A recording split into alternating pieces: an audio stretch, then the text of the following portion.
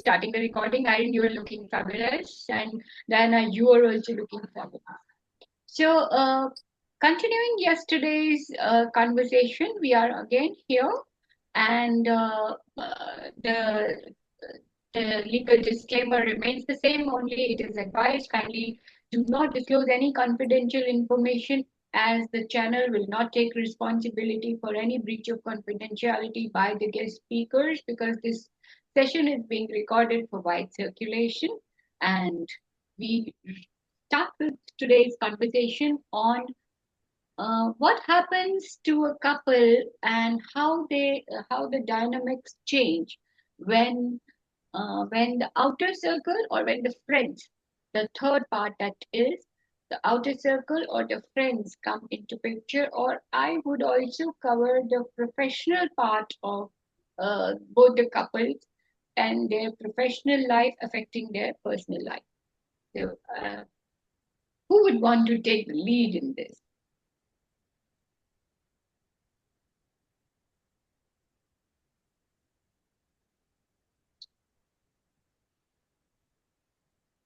BJ, I think you're on. Thank you very much. I would say in relationships, friendships, and marriage with the opposite sex, there, I think, a couple of key principles. One would be clear boundaries, mutual trust and respect. And is that even possible when you're dealing with someone of the opposite sex in a marriage or a relationship? I agree. Definitely agree. There are.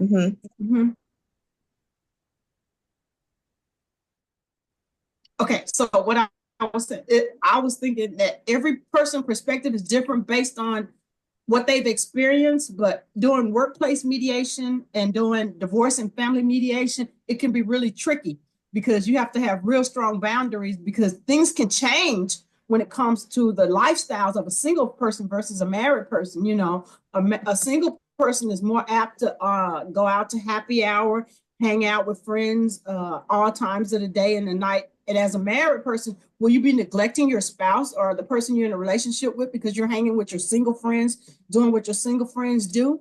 Is that something that's going to be a problem, or is that something that you guys can get past and discuss? Because most people know that relationships happen in the workplace, you know, yes, where people come together because you spend a lot of time with that person at work. That is literally your day family member.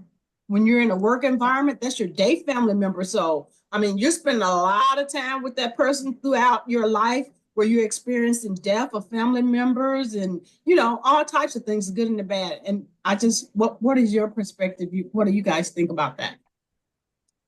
I definitely agree. Okay. I think that there needs to be a set of boundaries. There needs to be a set of respect between two couples. Two couples definitely need to have an outline of also what is considered, you know, borderline to cheating, borderline to disrespecting our relationship. We need to be on the same page. If we have different, you know, opinions, we need to come to a common ground of what that looks like. And that looks like something different for everyone, because what I might think is cheating or stepping outside of the relationship could not be to the other person that I am with. So those are things that I would need to find out, put on the table. As far as, you know, single friends and other people at the workplace, you know, the tone, or what is it, the phrase, having a work husband, a work wife, those are real things. People do definitely identify with that, and that can be hurtful in a relationship. You know, if you always identify someone else as your work husband, your work wife, it may make your other partner feel like they don't spend enough time with you. You're calling somebody else a husband, somebody else a wife. And it could be, you know, it could be out of just, you know, jokingly ways, but some of those jokes have meanings towards your other partner. So I definitely agree there has to be some type of boundaries, especially in a marriage. With friendships alone, outside of your marriage, they need to have a common factor of who are, and that's another thing. Who are you hanging out with? Have I ever met them? You know, I've never seen them. I've never been around them. I don't know who they are. So, you know, I would definitely say if I had a couple and they had friendships outside of the relationship, I would say, what does that look like for both of us? Definitely. Those are real feelings of people, and and such problems do happen, and especially in office parties when people hang out more in an informal environment. I've seen cases and divorce cases where the wife has quoted pictures and social media clips of the husband and how they are partying and how they are sitting together, and that was taken as a difficult phase for her to adjust to, and that was a cause of divorce for them. So I didn't let me bring you here, since you're a senior person and uh, you have a lot of experience in marriage also. What, in your opinion, how these kind of issues could be managed or helped? Because there are professional relationships where generally people in board meetings or even at they go out of station for conferences, and they are staying in hotels, maybe not in the same room, but in a hotel where they are spending almost the whole entire day together. They will be, they will develop bonds. Maybe they even discuss their personal life. It happens with friends around. So where do you draw the line, and how the spouses have to handle such kind of an issue, in your opinion? Well, I agree with everything that's been said. Um, and we have to remember that it's not only single friends outside the marriage, but it's also the married friends outside the marriage relationship. Well, again, I go back. I really go back into well, every every couple's different, made up of two different people, two different ways of looking at their marriage, and um, it still has to be based on trust and love. Okay. And all during my career, I've had to travel. I've had to go to conferences. I had to speak at conferences and stuff like that. And my husband stayed with our daughter. And there were times where, honey, I'm going to go to happy hour with the group, and he would always know where I was, especially here, like in Dallas. And that was part of a business thing he had to do to network and stuff like that.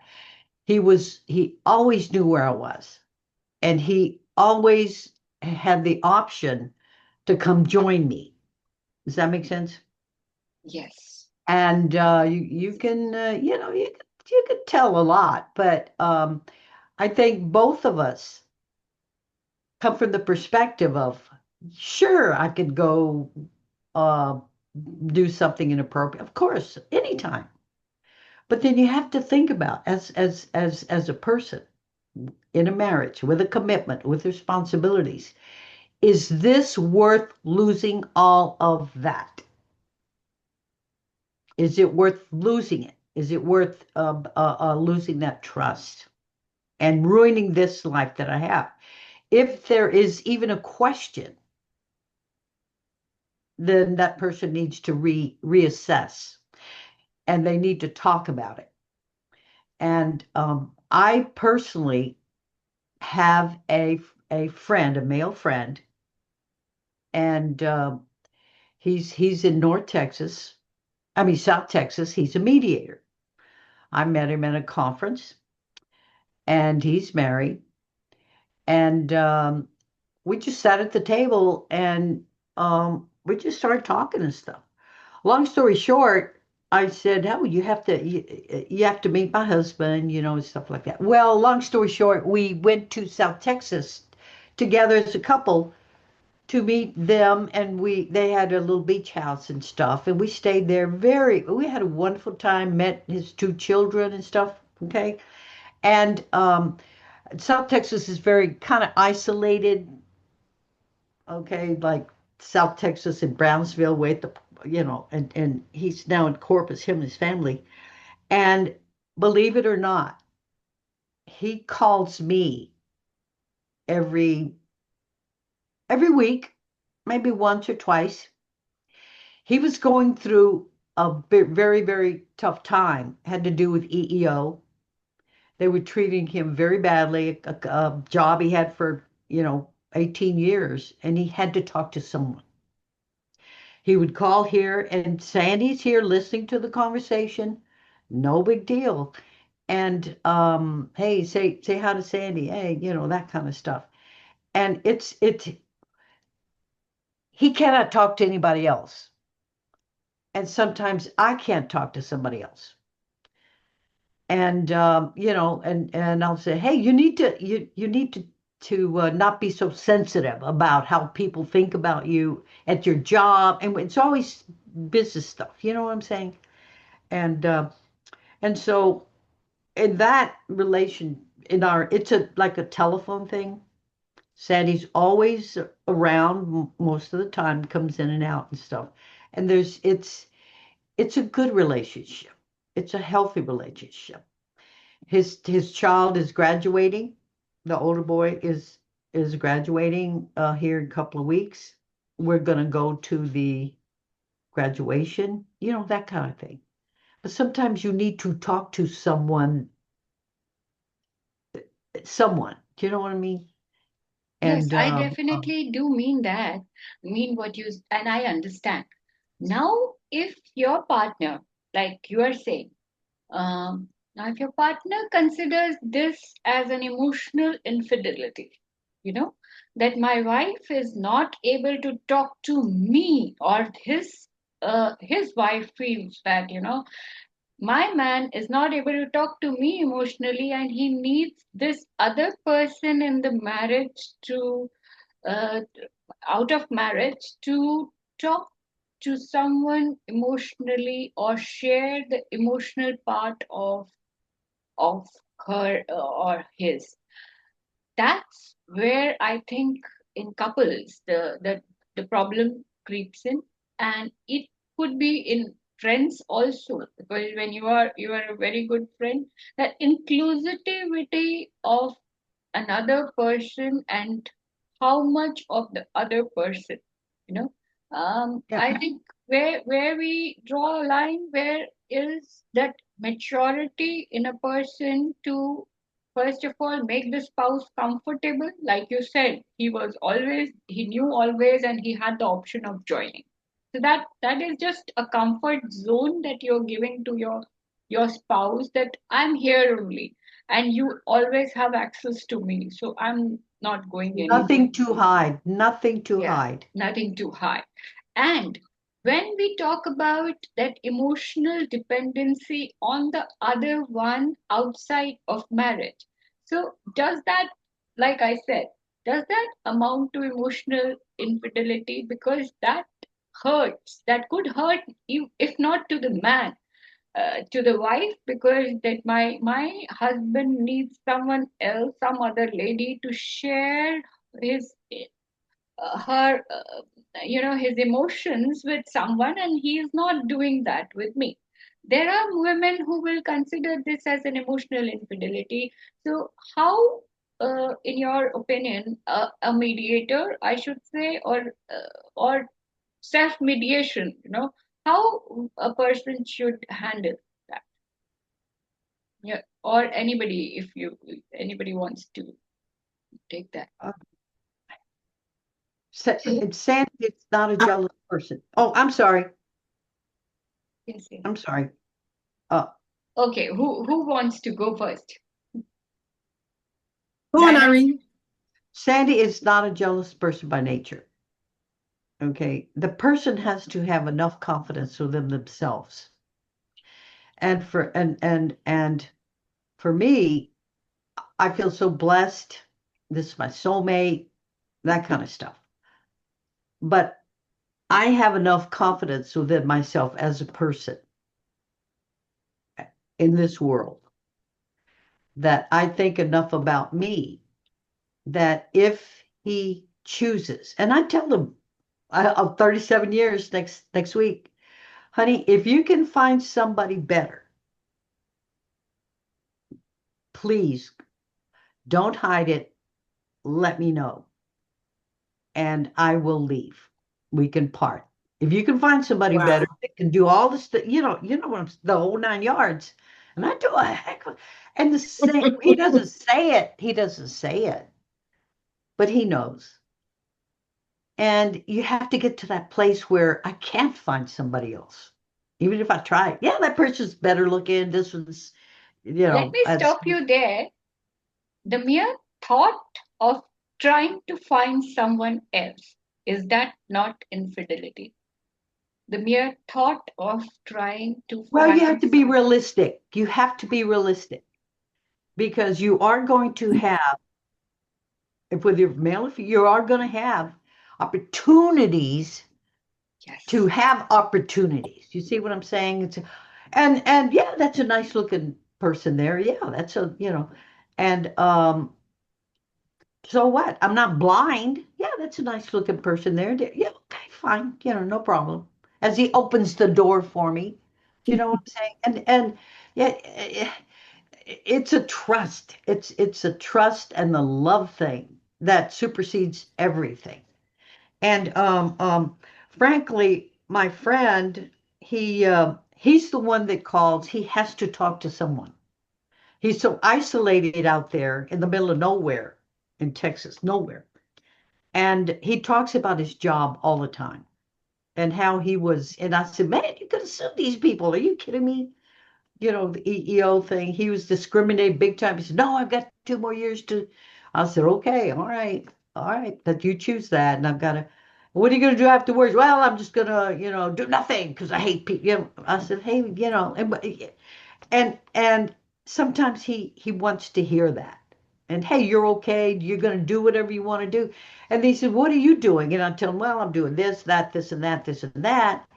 And I think he likes to hear that because that's his ear to the outside world. He's very isolated.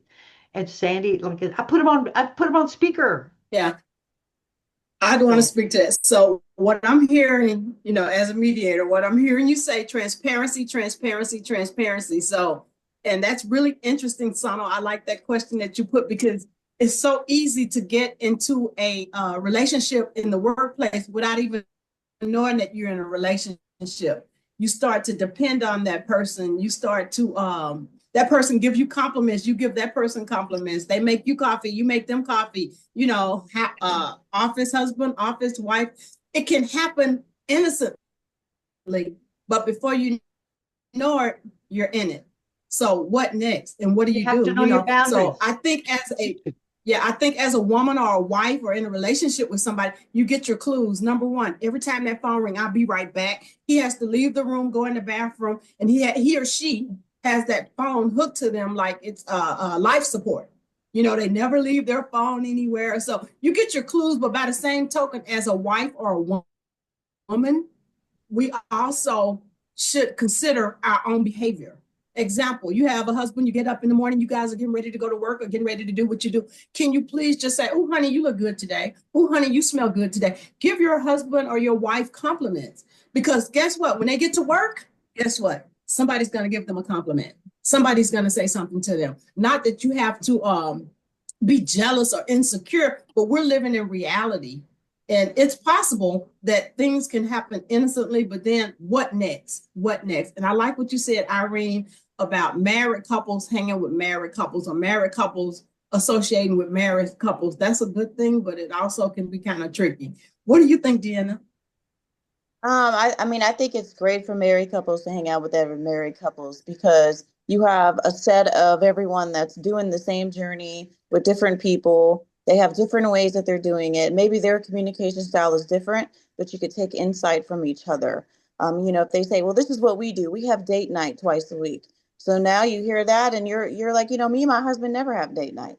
So now you're hanging out with married couples that include date night and now you want to have date night and it's healthy for your relationship because one thing I've always heard is when you are married you're dating that person for the rest of your life. Just because you are married does not mean that you're not dating. The point of being married to them is because you are dating them for the rest of your life. So the romance doesn't go out the window, the passion does not go out the window, and if it has gotten out the window it's because you're probably not taking the time to take out dates to affirm them. Just like BJ said, if you're not affirming them with your words of language, and you're not doing these things, you also cannot complain and say, well, I don't feel validated. I'm not feeling this way. But as a woman, if you're not doing and mirroring what you want, then you're also not going to gain it back. And I like to circle back on some of the infidelity things. I do understand that if you have friends outside of the relationship, you can have emotional cheating because you can be attached to that person. One thing I will say is men do not usually cheat emotionally. Women do.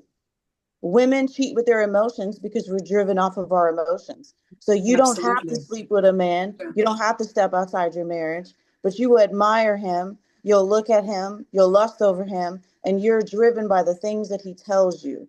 So when it comes to those dynamics, you also have to be accountable for being a woman and understanding that that is how you fell in love with your husband. Your husband just came in and swooped you off your feet off of emotions. So women can emotionally cheat more than a man. And that's just dynamics. That's just reality. Just like we said, if you want to get down to it, it's just reality. That's how it is. Women are just, that's how we are. We like flowers. We like, nice gestures. We like for you to do something for us. Those are all attachments of emotions. So men usually get really, they get really, really down when they find out my woman's talking to another man because it's different for them, right? It's not sexual, it's emotional. They know my wife is attached to this man. So in some, that's what I mean by every relationship is different, every marriage is different. You have to seriously find out, like I always say, you have to find out, what does cheating look like to you? What does cheating look like to me?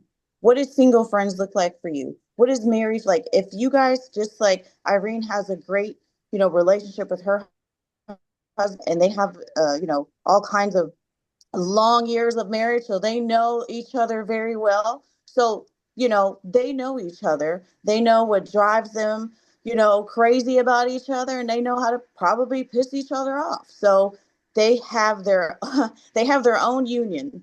So if you know your person, knowing your person also knows knowing their triggers, knowing everything that you can know about them. But I want to say that as women, you do have to be careful with your verbiage when you are flirting with another man, because you are emotionally attached to that man. If you get up every day and you can't wait to see him bring you coffee, you're already emotionally attached. That's just what it is. If you can't get up and get your own coffee because you're waiting for that man to bring it to you, you are emotionally attached to that man. And that's all I wanted to add there. And I do agree that you can have friends outside the relationship if it works. Everybody is different. I know some people don't allow it. I think there's nothing wrong with it. I don't think there's anything wrong with it as long as nobody's crossing lines and meeting up without you knowing or things like that. Workplace friends, happy hour is happy hour. But anything on the weekends in the middle of the night, no, I don't think that that's something that we can all agree on. So, yeah. Okay. Now again, I'll ask a very tricky question. What is family and what is family value? Because when you are in a family, you are emitting the energies which your children are subconsciously or unconsciously picking up. Family value and friends, you know, having friends is one thing. Having a relationship outside is also one thing, and there is something called a family. And when you are a family, uh, whether that that love dies down, maybe in it's not going to be that same energy where when a couple started their journey. Maybe the relationship dynamics change. Maybe the that turns into a friendship, that turns into a much more mature relationship. Now, this is your family, and if you cannot be transparent, if you cannot tell your family uh, what has happened to you or in your workplace, you getting it's quite normal, natural for genders to have friendship or even have attraction, like kind of an physical attraction to someone. Where you draw the line, and when you are in a you are a family, and how you transparent you can be to that person. So if I am a my spouse is the best friend. I can always tell my problem to my spouse that, this kind of a thing happened to me at my workplace and I felt attracted to that person. How mature are you in a relationship to handle this kind of a thing happening to your spouse, which it's quite normal? So, is there that kind of a maturity in relationships that generally do couples have that kind of a maturity based on whatever cases that you have in mediation or whatever in life experiences you have? That a person can directly come to their spouse and say, this is how I felt. I felt attracted, and I did not go ahead with it. Can they say that to a person in the relationship? You think that much maturity is available in couples these days? No. I This is thought just my so. own personal opinion. This is just my own personal opinion. I think that it would have to be a level of maturity with you and your spouse. But for the most part, men are not trying to hear, hey, honey, I want you to know there's this new guy at work. We've been going to lunch for 2 months and I find myself very attracted to him. I don't think a husband or a spouse is trying to hear that. By the same token, if a wife goes home and tell her husband, by the same token, if the roles are reversed, this is just my opinion because of the times that we're living in. Everything is so in your face. Like you said, it's on social media. You could go out to lunch with the group, but for whatever reason, you and your coworker are always isolated in all of the pictures where everybody else is together as a team, but you and your particular coworker are always isolated. At some point, it's going to show on social media, So I guess my opinion is that's going to be a no. I don't think that most husbands are trying to hear that. I think what you need to do is self-evaluation and analyze and realize, like Irene was saying, do I want to throw away my marriage for this? Is this fling worth me there? I will stop you. If we cannot say that, are we living in a superficial world? Are we living in superficial relationships? Because if we cannot say that to our husband or wife, or even a husband cannot say that to the wife, I I think we are living in a very superficial world, and the relationship is very, very fragile. But Yeah. if you can come and say, a child, let's take about a teenage child. Can a teenager, you know, very confidently confide, mom or dad, this is what happened in my life?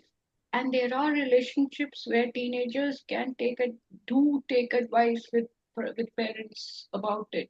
How open you keep that relationship with your children, that they can come up to you and tell you, it's not only about spouse, okay? It's about children, it's about family. Okay. How Okay. comfortable your family is that your teenagers can come Okay. and discuss such kind of issues, that they feel like having a physical relationship with someone and without marriage. Can your children come and discuss these issues with you?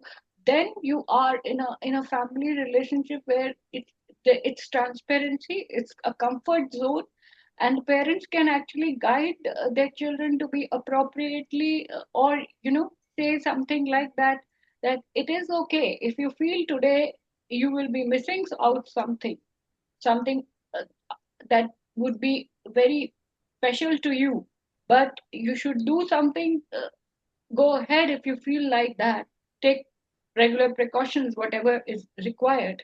But tomorrow you should not look with remorse. Even if you are willing to look at that with remorse, it's okay, it's not a big deal. Can the parents really be those that comfort, provide that comfort zone? It's not about just spouse. There are families where females feel that, or male feel that they don't have that much capacity, that they are able to justify, like I said, emotional infidelity. Would there be a maturity enough that, yes, if my spouse is feeling comfortable talking to someone, and that person can provide the necessary or has the tools to provide the necessary emotional support to my spouse, then why not? This is not emotional infidelity. Maybe that person has the mental maturity or the tools to handle what they are suffering in their workplace. And if that is helping my husband or my spouse, then why not? So, that kind of maturity, do we have that in our society? Because if we don't have that, we are living a very, very superficial life. We're just trying to please. And why do we need to do that? Why do we have to every day get up and give compliments to our spouse who should know for that matter? It's not workplace that you have to be complimenting your boss. It's something heart relationship. Why do we not have that kind of a confidence? Like she Reem told that it's your trust that she knows or he knows I'm here. I'm not going anywhere, and he has my back. Uh, like I'll get the necessary support from him if and should there be a need.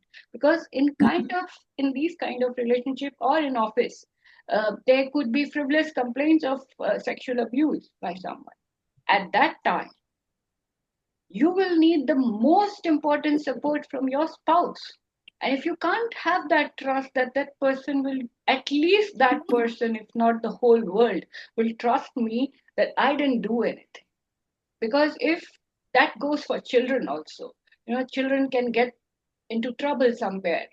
And if they don't have that much support, that my parents are going to at least support me, and they are not going to think that I would have done it. People, if they that's the comfort or zone of the family that we make actually. And if that is not there, what whatever is worth the relationship or the family as such. So that's just my opinion to it. Maybe I'm uh, thinking of a very good kind of a thing, but maybe all lives are not same. Well, I think you hit two different areas. The first one, well, first of all, that relationship, the telephone and stuff, it's more like I'm a coach, sort of a mom kind of thing. It's not like eyeball it, same age. It's not like that. Okay. But anyway, you hit on two different areas. First one is um if I'm thinking of cheating on my husband, I know it's bad. I'm not an idiot. That's inappropriate. It shouldn't happen. Okay. And I think this is having to do with psychology. And I'm having trouble here. So I'm going to tell my husband, you know, Joe over here, he's really nice looking. And, I am passing on to my husband. Listen to this. My responsibility as a wife to push that inappropriate behavior. I'm putting that responsibility on my husband, which he should not even, for lack of, uh, I He shouldn't should even not be able tell to him. suffer I this. shouldn't even tell him because I know it's wrong. I know it's inappropriate. So I'm going to push it away. Does that make sense? But by pushing that, well, honey, in other words, I can't help it, and I'm being attracted. No, you're giving up that responsibility. It's your responsibility, not anybody else's. And you're pushing that onto him because if it does happen, then you say, well, I did tell my husband and he, and so I wouldn't even go there. And the second thing that you said about children and stuff, very young, of course, our children are a lot older now and stuff. But as soon as you can, develop that relationship of communication. You could say, well, how was your day? Or they're acting a little bit different. Honey, what's wrong? You can come on, whatever you tell me, it's gonna be okay. I am here for you. And you can tell me anything you want. I'm not gonna yell. And my kids have done that. And you want to grit your teeth and say, oh, I'm sorry that happened. Now, what are we going to do about it? Okay. And I let them come up with the options. That way they will learn how to handle it. And then I will just, well, have you thought about this? Here's where the mediator part comes in. Have you thought about that? Have these options. Which one do you think is the best? Okay. Okay, so you made a mistake. We all make a mistake, sweetheart. We all do every single day. And the important thing is to learn from it. Okay. It's what the takeaway is here. So you won't do it again. But I want you to So, know we love you unconditionally and yes, whatever. Feel I free to think talk. we today have actually reiterated that trust is the most important part of a relationship. So, love and trust. So, love is not just enough, trust is also very, very important. So, I think we have almost covered three parts.